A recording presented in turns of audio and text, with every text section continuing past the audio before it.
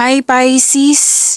This is Job. Welcome po sa ating channel. By the way, Pisces, this is your monthly Gabay Tarot reading ngayong January 2026. Gamitin na reading na ito bilang gabay lamang. Tandaan, Pisces, ito po ay general reading.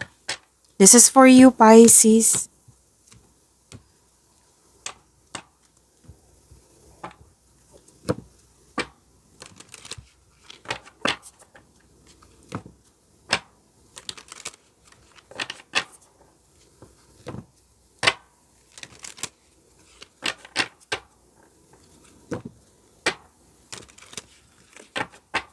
Para po ito sa'yo.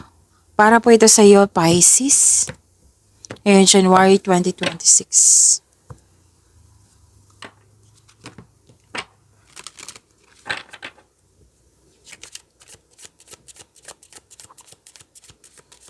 Angel number para kay Pisces ngayong January 2026. Angel number 77.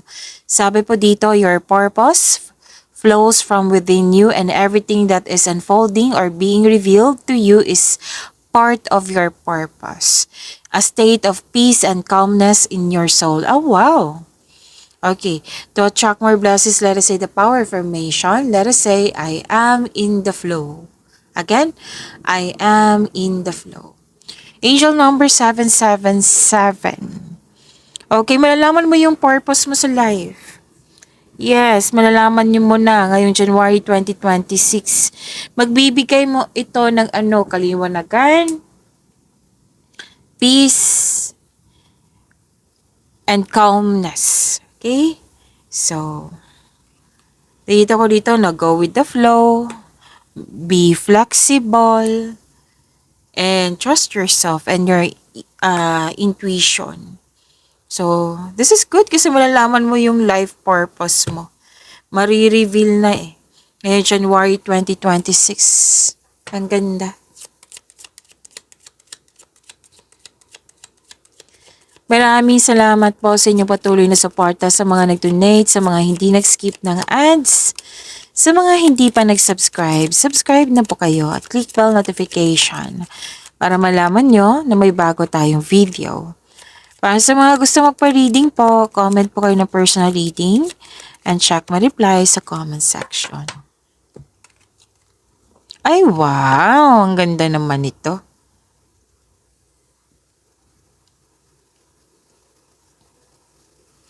So, may ending with new beginning. Kung dati nahihirapan kayo, nabibigatan ngayon, January 2026, tutulungan mo na yung sarili mo para maka-move forward. So, nagsimula ka sa pag-let go. Nagsimula ka sa acceptance at nag-let go at nagkaroon ng transformation. May solusyon na sa iyong problema, sagot sa inyong mga katanungan. So, expect po may transformation. Okay? May ending with new beginning. Tapos, nakikita ko dito may fulfillment. May fulfillment. At mas nakikita ko dito yung parating na malaking pera sa iyo. Pisces, parati itong lumalabas sa iyo. Malaking pera.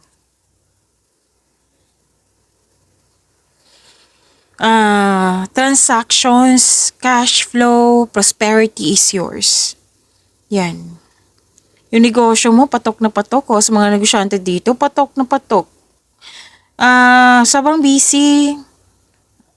Improvements, growth sa inyong finances. Wow, stability.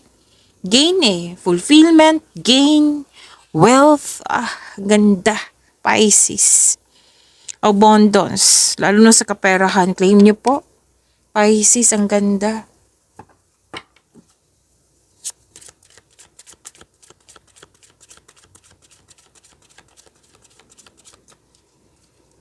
Energy ni Pisces ngayon, January 2026.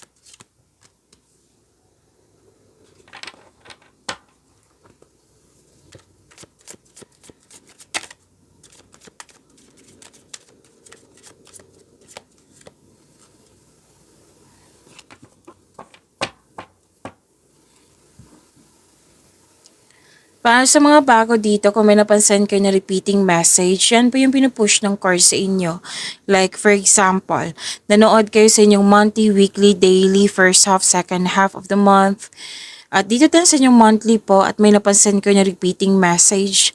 Yan po yung pinupush ng card sa inyo na kailangan yung bigyan ng atensyon, solusyon at aksyon kung maaari po. So, na yung energy ni Pisces.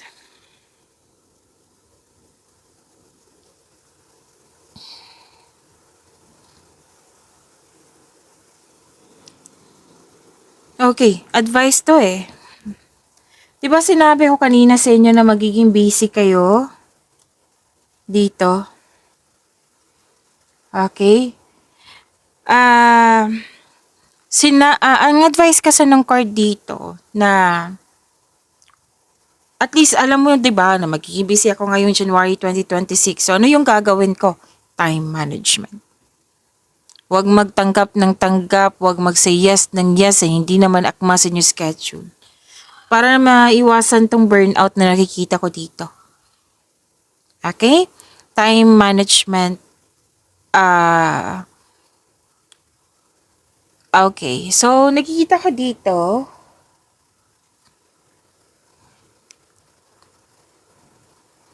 super busy eh. Ask for help. Kung let's say, busy na kayo. Kung kailan nyo to napanood. Kasi monthly to eh. Basang buwan. So, let's say, na-burnout na kayo. Marami na kayong gagawin. Marami na kayong ginagawa. So, ask for help para hindi mo dala lahat yung gawain. Pwedeng gawain to, pwede din responsibilidad to, na pwede din someone is relying on you for emotional support, financial support ba, responsibilidad, bigat ng responsibilidad, yan. So, kailangan mong kausapin. Ask for help para hindi mo dala lahat yung gawain or kausapin mo. If this is a person, kausapin mo. Syempre. And see to it na balance talaga yung time mo. Kasi nakikita ko dito, pwedeng sobra sa pag-iisip. Wala nang time para magpahinga. Sobra sa trabaho. Walang time para sa pamilya, sa sarili. Yun. Make it balance.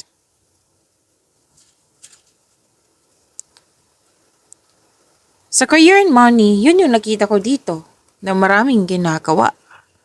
Na magbibigay ito ng malaking pera sa'yo. Pero see to it na hindi ka mahirapan. Pero kung project to, nakikita ko naman dito na completion of cycle, matatapos mo rin ito.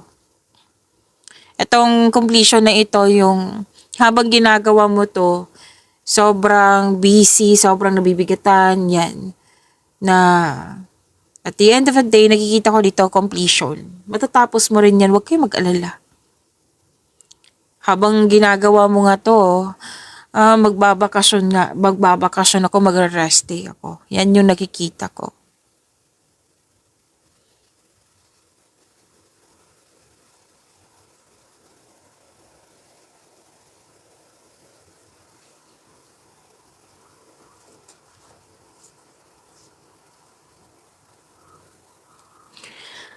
Malakas ang yung intuition. Pwede din nag-aaral kayo, self-study. Ang lakas ng energy, ng feminine energy dito na pwedeng malaki ang influence niya sa'yo or kayo po ito sa kapwa niyo. May changes na mangyayari. Makaka-receive ka ng wisdom. May common sense, awareness. May malalaman kayong sekreto mula sa isang tao. Kasi nga malakas ang iyong intuition. Tapos makinig sa iyong intuition, maaring may panawaging spiritual na parating sa iyo. Advice ng card mo dito, clear your mind and ask your heart for the answers you seek.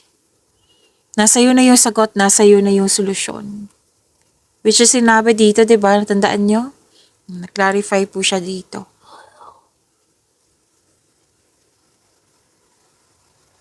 Mas piliin yung magtiwala sa inyong sarili kaysa mag-overthink or mag-overanalyze. Trust your own counsel first.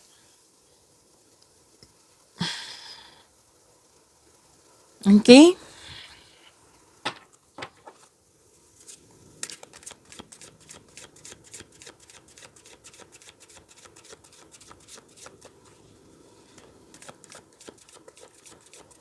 Career and money ni Pisces ngayon January 2026 po.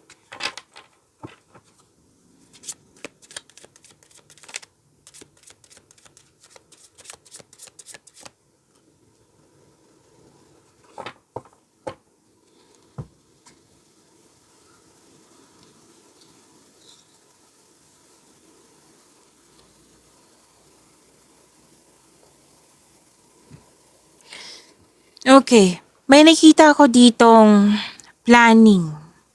Malalim ang iniisip. Gumagawa ng diskarte para mas mag-grow pa ang iyong career and money. Para makuha ang gusto mo. More on planning, malalim talaga yung iniisip, 2 card mismo nagsabi niyan. Which is tama nga naman kasi 'di ba may bagong simula.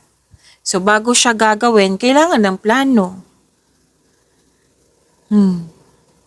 So yun nga, yung sinabi ng card mo dito na siguraduhin na mas piliin nyo pong magtiwala sa inyo sarili kaysa mag-overthink or mag-overanalyze. Make it balance. Kailangan pa talaga ng balance kasi nakikita ko dito ang ilan sa inyo sobra na sa pag-iisip. Umiwas po daw kayo sa toxicity. Kasi 'di ba, may toxic pa diyan tapos nag-iisip ka pa ng plano para sa kabutihan ng iyong career and money. So umiwas kayo diyan, wag mong hindi siya maiwasan, Miss Jav eh. Di put limitation, wag mong tanggapin yung negativity niya. Instead mag-isip kayo sa kanya, i-pray mo na lang siya, isuko mo siya kay God. Tapos hingi ka ng divine assistance. Ano to actively executing a plan. Strategy planning. Okay? So, pag-usayan. Nakikita ko naman dito na gagawin mo talaga to, bibigyan mo ng aksyon itong mga plano mo, yung iniisip mo. Gumagawa ka ng diskarte dito. Magtiwala kayo sa inyong experiences at talino.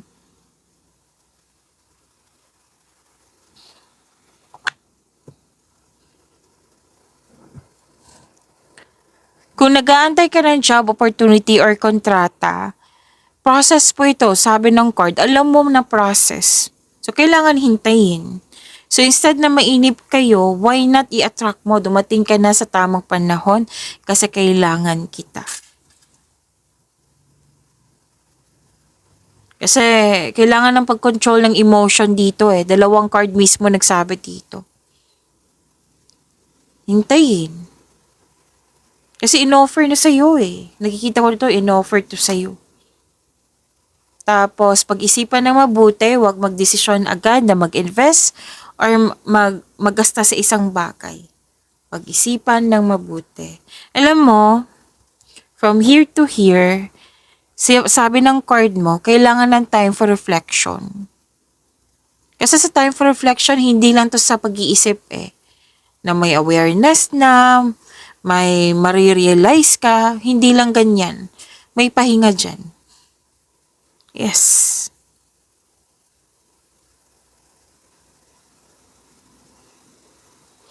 Malalim talagang iniisip mo, kanina pa to, dito hanggang dito. And that's normal kung sa tingin mo na nabibigatan ka na, kung sobra na kayo sa pag-iisip, then stop muna, pahinga muna. Kanina pa yan sinasabi ng card mo. Kahit different card siya, kanina pa talaga. So, help yourself.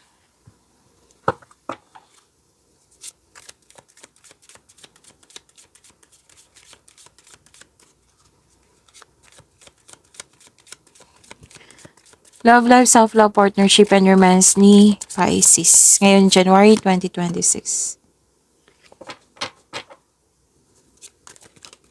Okay, tumalon. Tumalon.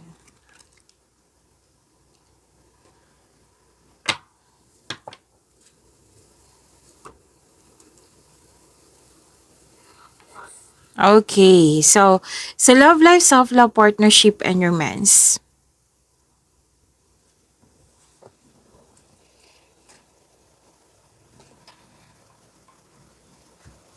May iniisip pa kayo, Pisces, na hindi kayo nagkaroon ng connection sa isang tao na malapit sa iyo? Ilang beses na ito lumabas sa inyong card halos araw-araw. Kung kaya mo nang kausapin, then do it.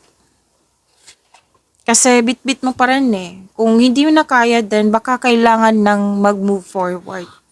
Kung baga isipin mo na yung sarili mo. Advice to ng dalawang card mo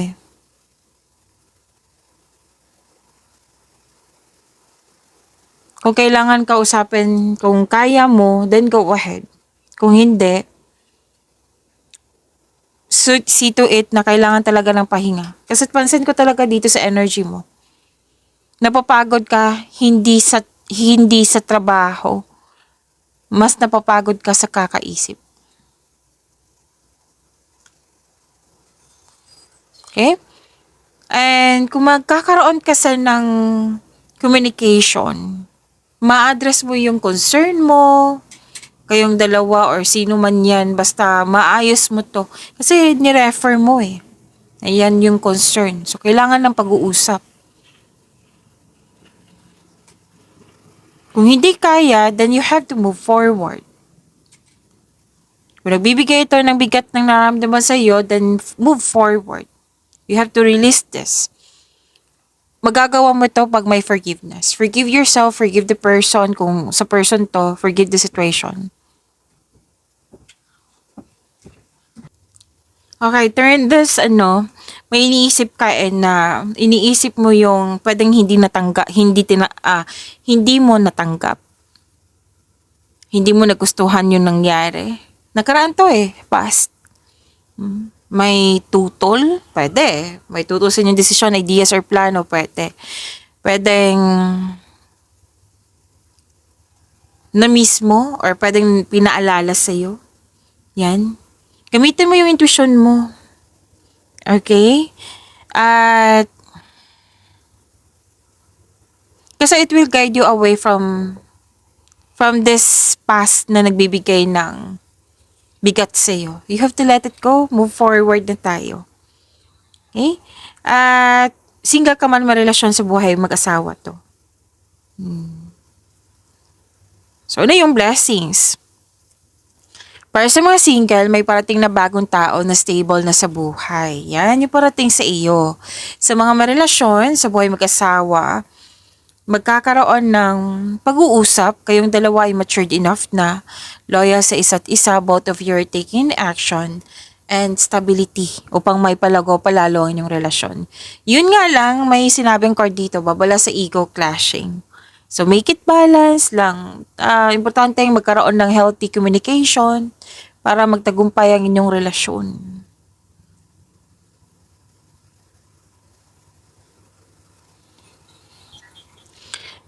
Okay. Kasi nakikita ko naman dito kayong dalawa, Pisces, maalaga kayo, maasahan sa isa't isa. Basta po magtiwala kayo na magbuo kayo ng lasting partnership i-release mo talaga yung mga negative thoughts na yan. Kung hindi mawala-wala sa isipan mo, then mag-usap kayo. Kasi relasyon po ay magtutulungan. Hindi pwedeng ikaw lang yung magdala niyan. May problema ako. Ito yung baggages ko. So, kayong dalawa magtutulungan.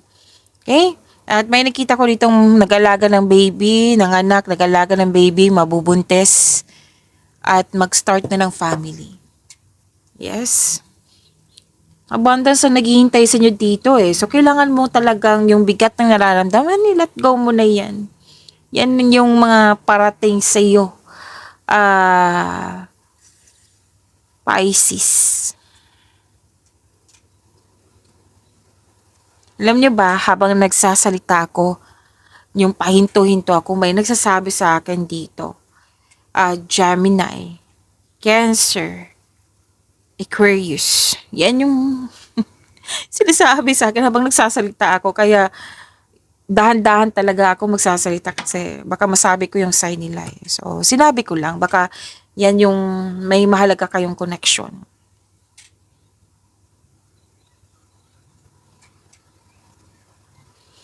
Okay, sa mga single dyan, yun po ha, may parating na bagong pag-ibig sa inyo. Pero see to it na let go mo na to mga trauma, yung mga nakaraan nga. Okay? Yung past, let go mo na yan. Kasi para fair din sa'yo, fair din sa bagong pag-ibig. Okay? Kailangan magkaroon ng willingness to move forward. Pagyamanin niyo po yung blessings sa binigay sa inyo. Pisces, see you tomorrow. Maraming salamat po.